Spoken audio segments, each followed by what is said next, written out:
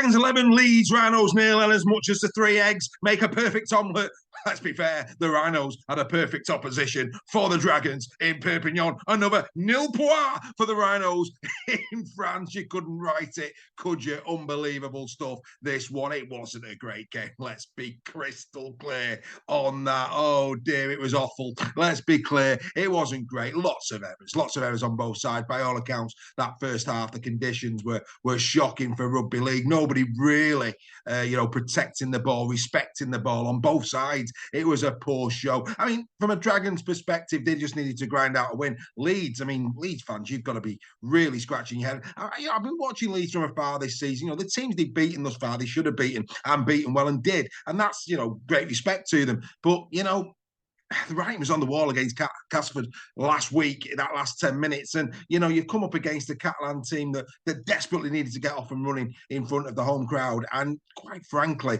it was a really, really poor display. Catalan were there for the taking. I think if Leeds had really got a wriggle on and really, respected the ball and done the basics right, they might have come out with a win. The one team that did do the basics right, though, was the Catalan Dragons. And we said on our new programme, which of course is called The Captain's Run, we said that, Catalan really needed to strip this one back. They needed to play sensible rugby league, and I felt that they did that. They maintained a really strong tackle efficiency in 91.7. The offloads were toned down, just 8 in this. They've averaged 17 in the first 3 matches, 17 per match in the first 3 matches. None of that in this one. A little bit more conservative, and rightly so. 8 offloads, only 16 errors. I mean, that's too many, but like I say, the conditions played a part in that. And they improved their penalty count as well in this. So, like I say, those basics of rugby league, just play really sensible rugby league. They did that. They got the win. And from there, they can start to build. They'll probably start to build from next week when they play Featherstone in Perpignan in the Challenge Cup. So, that was,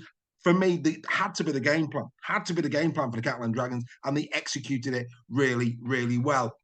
Let's go into some detail on the game. First of all, Remain Never. His 200th career appearance, and what does he do? He goes and does a hip drop, and I think that no Catalan Dragon can have any upset with regards to that. That, for me, was a yellow card, but I think the Leeds Rhinos fans should be very aggrieved that Jake Connor went for his yellow for what was deemed a crusher tackle on Ben Garcia. We've seen already this season crusher tackles go unpunished. Brad Arthur, in his post-match press conference, said exactly that. We've seen Lachlan Fitzgibbon, we've seen Amir Burra this week at Hull FC, all going on report. So why Jake Connor goes for a yellow, I don't know. And what this will now do for me is it will open the floodgates. There's an inconsistency there. On report, we saw the Lachlan Fitzgibbon one, I think it was Liam Byrne, in the game at Las Vegas, where, it went to the video, to the match review panel, and they didn't do anything. I think the same will be said for, but they've now got a decision to make where Burra's concerned, because they've sent Connor for a yellow. What are they going to do with Burra?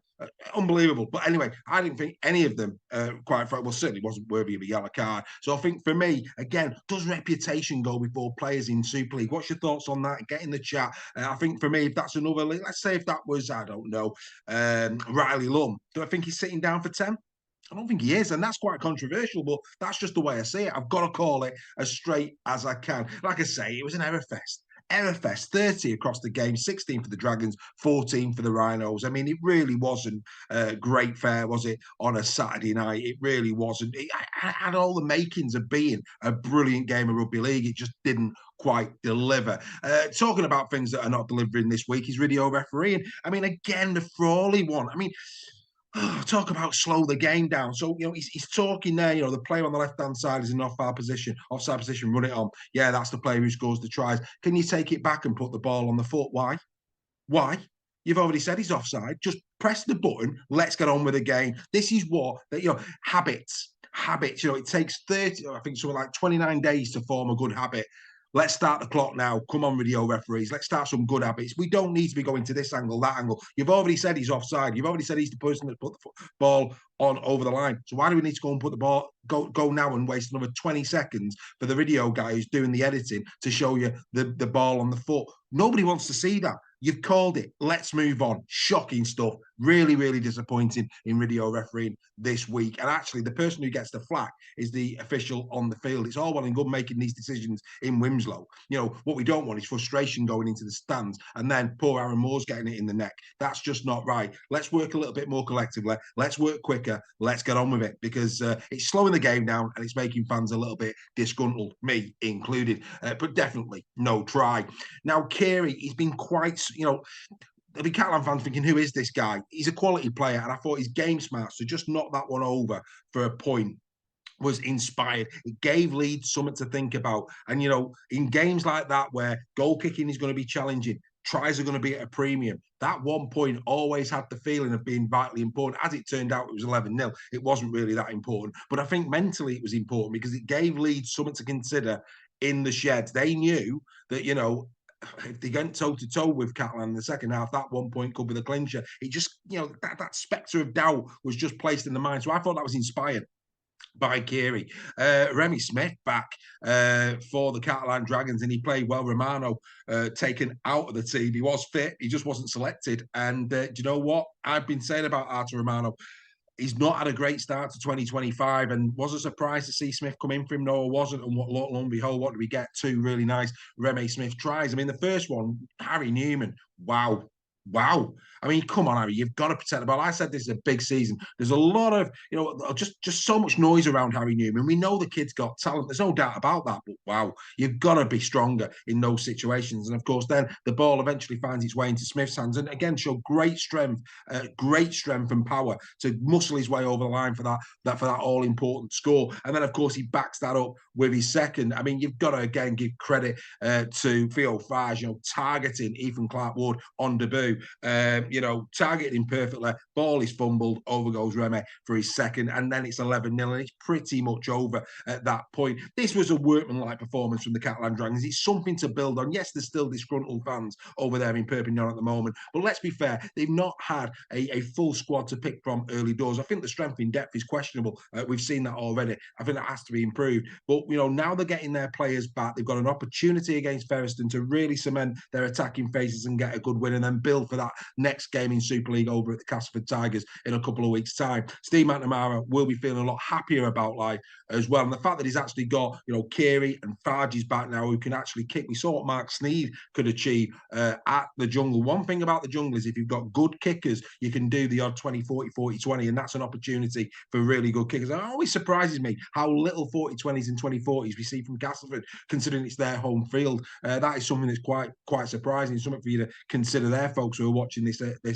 today. As for the Leeds Rhinos, well, very clunky, very, very clunky indeed. Ash Hanley at centre, look, he was great last week. I mean, there's no doubt about that. He had a great game, but I don't know about you in this one. It was like he was trying to do it himself. He wasn't utilising Riley Lum. I mean, as a winger, you know how to create space, or you should know how to create space for your winger. And at no point during that game did I see Ash Handler considering releasing Riley Lum. He was trying to cut inside all the time. He was trying to do it himself. Is that because he was captain? I don't know. We know Hanley's class. Absolutely.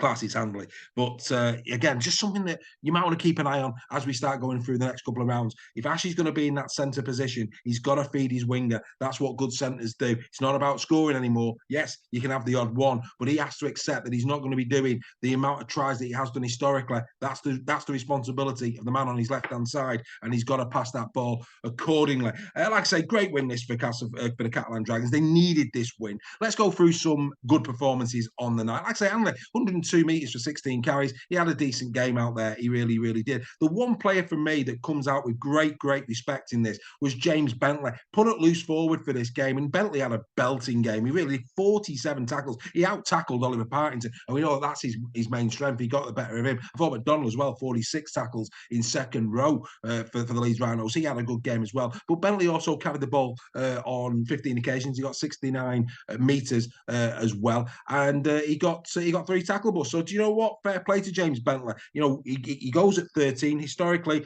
normally he plays in the second row, but I thought he adapted really, really well and had a great game for the Leeds Rhinos. He can come away with his head held high. I thought he was really, really good. Again, the punching power down the middle, big questions about that. You know, Palacia 70 metres, Aletsky 76 metres. Should they be doing more? I thought Morgan Gannon was good as well. I have to say that. I thought Morgan Gannon was good yet again for the Leeds Rhinos. Right, let's go to the Catalan Dragons now, who were much better in this game. Julien Busquet, 13 carries, 111. And this is what I mean about Aletsky and, about the forwards, Palacia at the Leeds Rhinos, 111 metres from Julien Busquet from 13 carries. He also did 27 tackles in D. Navarrete, despite sitting down for 10 minutes, managed to do 90 from 11 carries. So that it just gives you that little bit of a flavour of, is the Leeds front row capable of going toe-to-toe with other packs in the league? They haven't really come up against packs of stature. That's one thing that, Catalan have got. They've got a formidable pack, and if it can get on a roll, they can be quite formidable. So, again, something there for Brad Arthur for me. He needs to be considering, but well done to Julien Busquet. He's been a great pro, hasn't he, at that club? Let's be crystal on that. He has been superb. I thought Morg looked better at fullback. I think that's his position, if I'm being honest. I do think that is his position.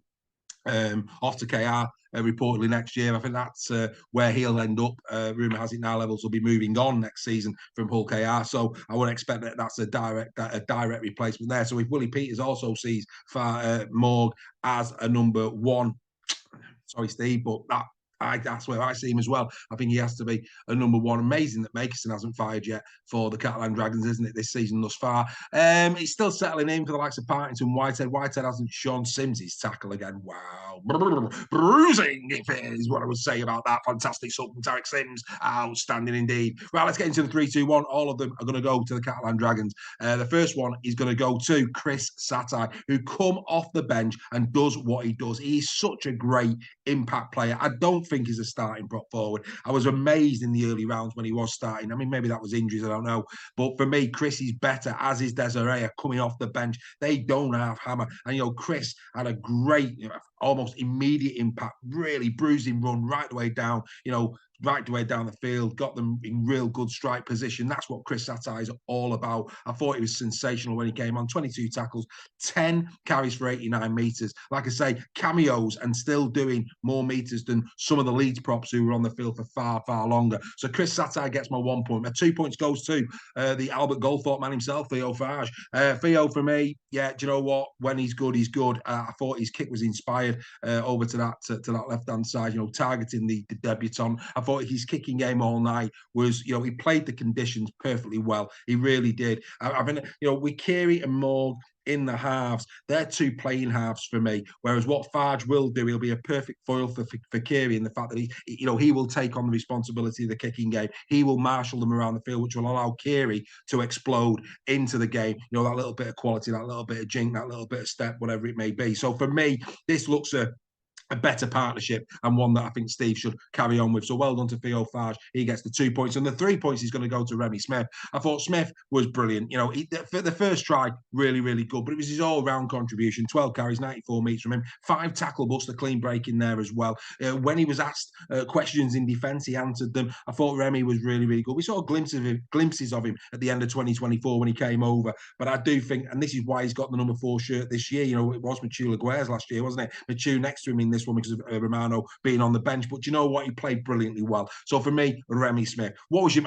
Don't even go there. Don't tell us what your thoughts were of the game. But do visit our website, www.superleagueraw.com. On there, full match report. We've got the highlights of the game. We've got the press conferences. We've got the best of social media from you, the fans. It's a great report. You're not going to find a better one online. Go over there now, www.superleagueraw.com. And if you've actually come to this from there, then go back and read the rest of the report. We hope you're enjoying the website here at Super League Raw this year. That is another in the sheds. Catalan Dragons off and running 11 points to 0 against the Leeds Rhinos. Leeds won't want to be going back to Perpignan anytime soon, will they? Bye for now.